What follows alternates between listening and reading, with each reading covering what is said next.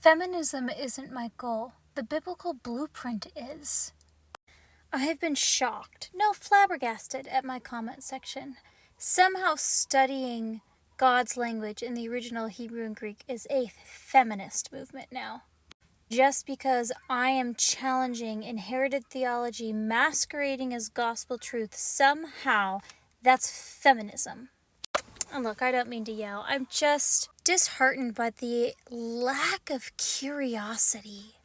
You know, this patriarchal mindset that is so steeped in Christian theology in the church, I truly believe it's what's driving the feminism. One says men must lead, the other says women don't need men. But what if the truth was never about power or hierarchy, but about interdependence and a shared design for dominion over creation? Because that's the blueprint that Yah gives us in Genesis before the fall. And how much more important is it to focus on the redemption to the original design, given that we have a kinsman redeemer? The amount of people in my comment section that say that I am twisting scripture to fit a modern narrative. This narrative is not modern. This narrative is found in the Genesis text. And I don't believe the words of Paul are in conflict with what God's original design was. I believe his words support that blueprint. I so passionately believe in this message, but I know there are going to be people committed to misunderstanding.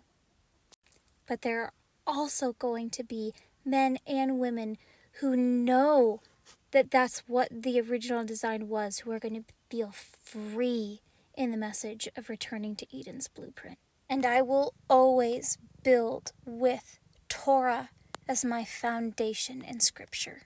If Paul says something that conflicts Torah, by God's own definition, Paul would have to be a heretic. And Torah said he created both men and women to have dominion over creation. That's the blueprint. And that's the redemption that we should be trying to get back to. What makes so many of us want to fight for the results of a broken relationship that the fall bring? I would much rather aim higher to what God's original design was. Relationships don't have to look like a battleground. They can reflect something so much richer. Shalom.